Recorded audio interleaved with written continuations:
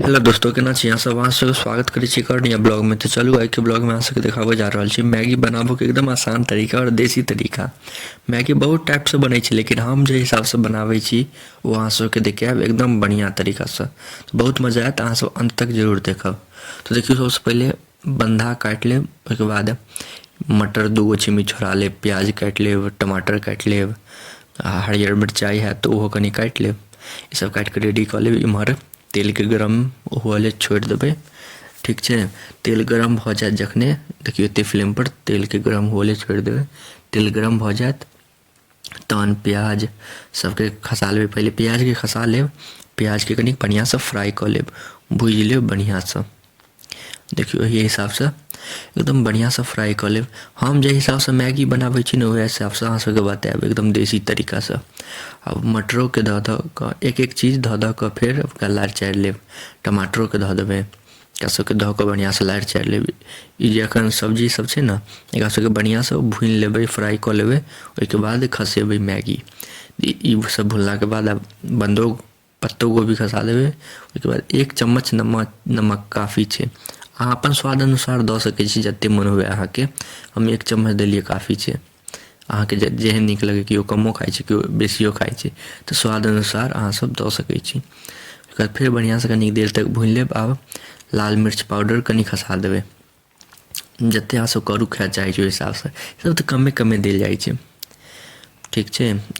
फेर भूनि लेब। आ ई जलजीरा होइ छै, 1 रुपया के जलजीरा दै छै। हैत तऽ ठीक छै, नहि हैत तऽ कोनो बात नहीं, कनिक स्वाद बढ़ा दै छै। तऽ हमरा एम्हर जलजीरा भेटै छै तऽ 1 रुपया के दै छै जलजीरा। तऽ वो पूरा नहीं देलिए, कनिक देलिए। आ ई मैगी मसाला सेहो 1 पैकेट फाड़ि कऽ खसा देबै, ठीक छै।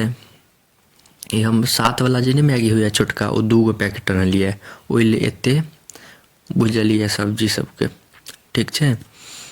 तो 1 मसाला फाड़ि कऽ राखि लेलिए, 1 छै, देखियो 2 छै। ई 7 रुपया के दै छै। 15 वाला नहीं आनलिए, 7 वाला आनलिए। 2 देलकै 14 रुपया के, 1 रुपया के अथी जलजीरा भऽ गेलै। तऽ 2 लेलिए, एहि ओते सब्जी सब छै। तो देखियो दुनू के हम निकालि लेबै। इएह 14 रुपया के मैगी छै, वएह लेते छै। तो देख लेब अहाँ सब क्वांटिटी अपना हिसाब से। बहुत तरीका छै मैगी बनाबो के, अहाँके हम बता नहीं सकै छी। एते तरीका छै मैगी बनाबो के जे की कहू। आब देखियो ओहिमे पानिओ ऐड कऽ देबै, जते अहाँ सब ग्रेवी खाए चाहै छी या फिर नहीं खाए चाहै छी तऽ कममे पानि ऐड कऽ कऽ डालि देबै, ज़्यादा पानि देबो नहीं करबै। ओहिके बाद मैगी धऽ देबै, मैगी के तोड़ब ओरब की ओहिमे अपने टूटि जेतै। देखियो एना लारैत चारैत रहबै ने, अपने सब टूटि जेतै। तोड़ऽके नहीं जरूरत छै, नहीं तऽ तोड़ियो लेब, कोनो ओहिके नहीं मसला छै। 1 बचल छै अभी मसल्ला, एहिमे धऽ देबै कनी खौलतै। ओहिके बाद देखियो आब खौलऽ लगलै, तऽ एहिमे आब मसल्ला 1 जे बचल छलै से खसा देबै, ठीक छै।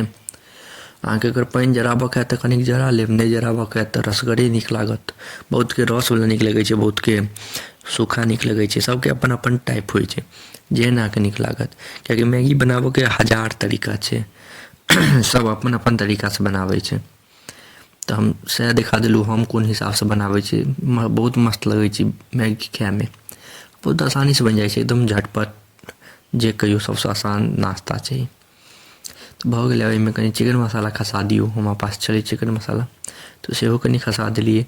धनिया पत्ता रहत तऽ सेहो खसा देबै। बस भऽ गेलै, रेडी छै। एकदम मस्त खाएमे लागत, गजब के। मैगी से बढ़िया नाश्ता कोनो नहीं होइ छै ने। अहूँ सब खेने हेबै एक बेर नहीं एक बेर मैगी। हर केओ खेने रहै छै मैगी, मस्त नाश्ता छै। तुरंत बनि जाइ छै, झटपट बनि जाइ छै। अब देखियो धनिया पत्ता सेहो ऐड कऽ देलिए, बस भऽ गेलै रेडी। आराम से बैस कऽ खेबै सेरा कऽ, तुरंत बनि जाइ छै। भूख लागल रहत, बहुते भूख लागल रहै छै, तुरंत खाएके रहै छै किछु नाश्ता, तुरंत बना लिअ, 1 नंबर लागत खाएमे मैगी।